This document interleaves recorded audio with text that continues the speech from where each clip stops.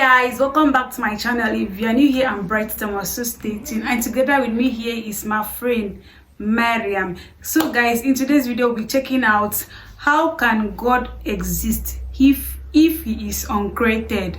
Who? It's actually Dr. Zakir that is going to answer this particular question from someone. So guys, before we get into the video, I'd like you to click on that subscribe button. If you haven't, turn on your post notification bell so you always be the first to be notified whenever I post a new video.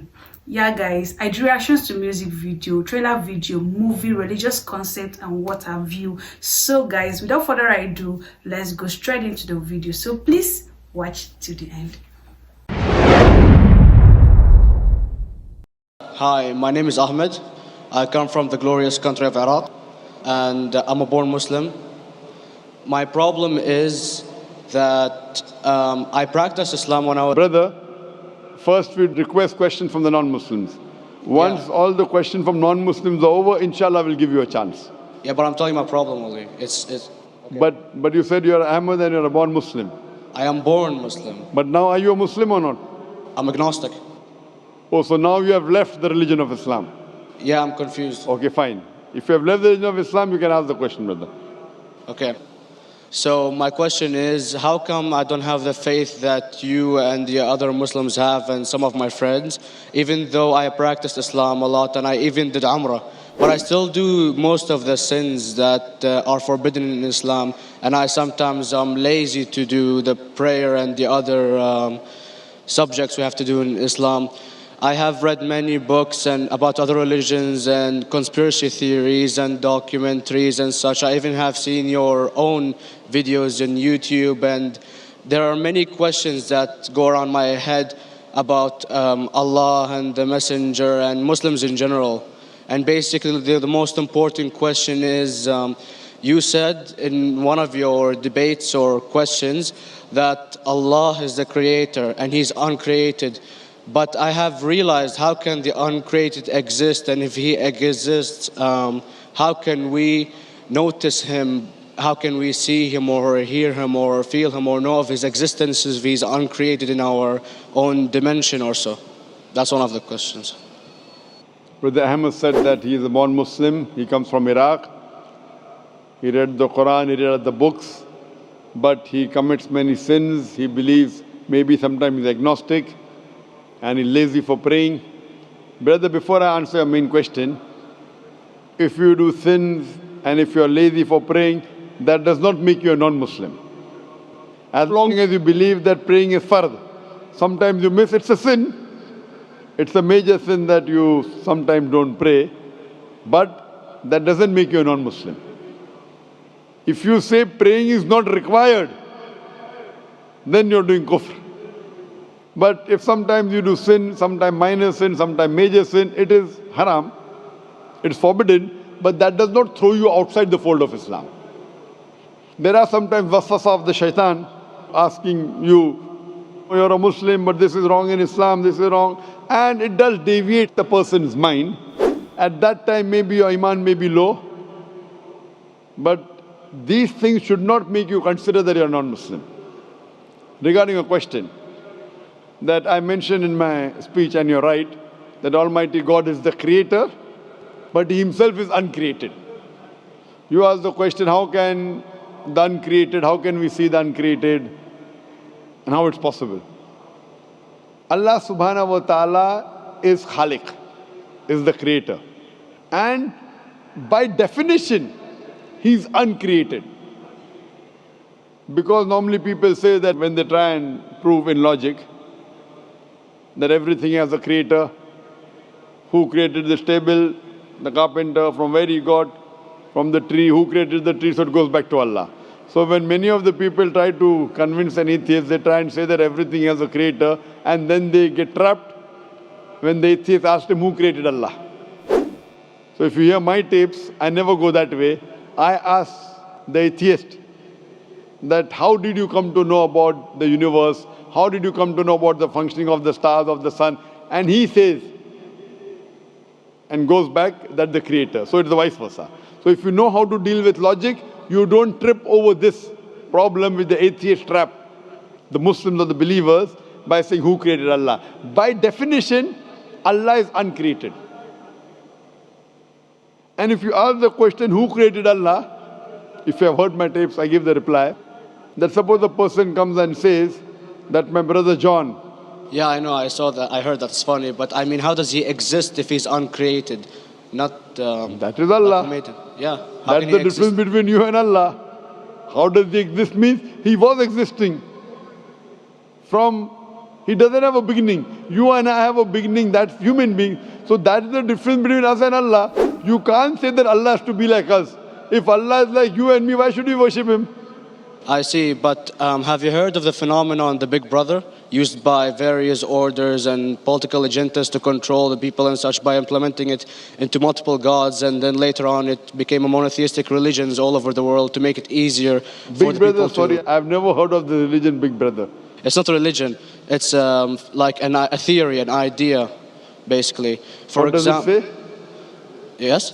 What does this idea say? What does it say? Is that when you have a big brother, it's easier for you to live life. When you have someone watching you the whole time, understanding you the whole time, protecting you the whole time, being with you the whole time, and you can talk to him, although he never talks to you back, maybe in your dreams, do it to your mind and such, it's easier for you to live. While a human who does not have a big brother and is not easily controlled into doing so and is having complete freedom is a danger for the major ruling powers and such. What does this say? I don't understand. Big Brother may be the Big Brother, may not be the. What does it have to do with Islam and God? What does it have to do? Because basically Allah is watching you the whole time. So you want to say that Allah is like a Big Brother? Indeed, you use him for your protection so you won't be scared. You know what I mean? See, this is the hypothesis. Hypothesis. If you have heard, how do I convince an atheist? If you have heard my answer, that you said that you're agnostic, you're atheist. Yeah. So first thing I do to an atheist is I congratulate him. What? I congratulate him. Have you heard my answer of atheist?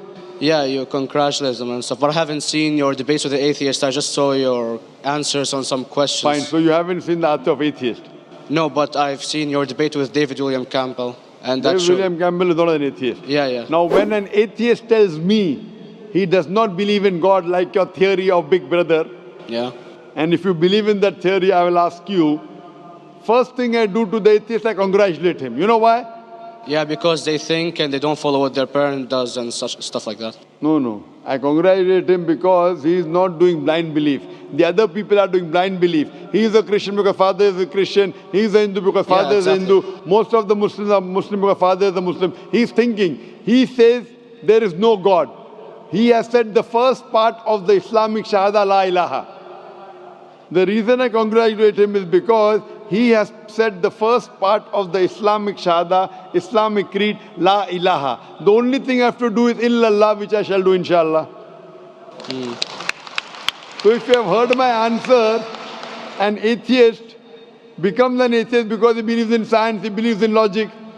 Or I ask him that if an equipment is bought in front of him, which no one in the world has ever seen, and if the question is asked, that who will be the first person who will be able to tell you the mechanism of this new equipment? What is the answer? Of course, he's going to tell you the producer or the maker of this equipment. Creator, producer, maker. So when we ask him questions that how did this universe come into existence, he will talk about the Big Bang. This what we're going to talk is already mentioned in the Quran 1400 years ago in Surah Anbiya chapter number 21 verse number 30. Avalam yaral lazina kafaru anna samawati wal arda kanat ratkum fataknahuma. Do not the unbelievers see that the heavens and the earth were joined together and we clove them asunder. This what you came to know 50 years back is mentioned in the Quran 1400 years ago. Who could have mentioned that? Well, in various civilizations in like 2000 or 5000 BC before Islam came or Christianity itself, there was various civilizations that are good in astronomy and they know more about our solar system than we do now, sadly. Brother, your knowledge of science is little, not in-depth. I do agree. There are certain things which were known as hypotheses. For example, we came to know, we were proved that the earth was spherical in 1577. I know that in 6th century BC, there were Pythagoreans who believed that the earth was spherical. But the same Pythagoreans who believed the earth was spherical also believed that the earth was the center of the universe, which is wrong. You show me one civilization which believes 100% what the Quran has mentioned. I challenge you. What you say, so do you mean to say there was a person who said, okay, this civilization, out of 100 things, these 2 things are right. Out of 100 things, these 5 things are right. Out of this 100, and picked and chose. Who can do that? No one besides the Creator. Even if you know that there were 10 different civilizations, hundreds of civilizations, there is not a single civilization that you know in the past which knew 100% of science what we know today. So where is your logic? Where is your theory? I do know that certain things were hypotheses which were proved later on, but there is not a single civilization which knows everything what is mentioned in the Quran. So the answer goes back to the original question, who could have collected this in the Quran? Someone 1400 years back, could he do and say, okay, out of these 100 things, these 3 are right, out of these 100 things, these 2 are right, out of this, it's not possible. Mathematically, it's not possible. Well, you never gave the idea of extraterrestrials or so. I mean, knowledge is power, and... Brother, I'm asking a simple question. We are not come here to have a debate. Yeah. I'm asking you a question. Point out a single civilization. You're asking something else. Yeah. We are not here to discuss. You can come in the room and discuss. You ask a question, I'm giving you the answer. You gave about old civilization. I told you you're right. But out of 100 things, 98 they were wrong. So I'm asking you, who could have mentioned this in the Quran? You're talking something else now. Yeah, well, I'm asking a simple question, 2 plus 2 equals how much? You are saying, I'm telling you 3 multiplied by 3 is how much?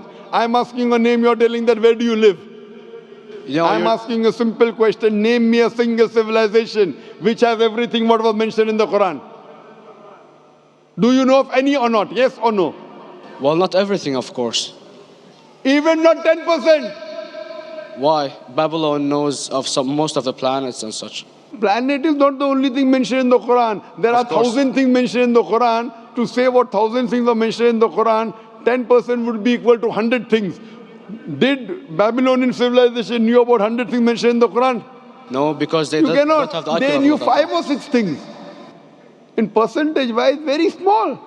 So, of course. Who can be the author of the Quran besides the Creator to know what is right, what is wrong? Today, science has established the hypothesis mentioned by Babylonian so many centuries back is today proven. So these were hypotheses in the past, which out of them many have been rejected, some have been accepted. So to collect all which is 100% correct has to be from the Creator and no one else. Hope that answers the question. Wow, this was so hilarious. Like, this man has been battling to ask question to question.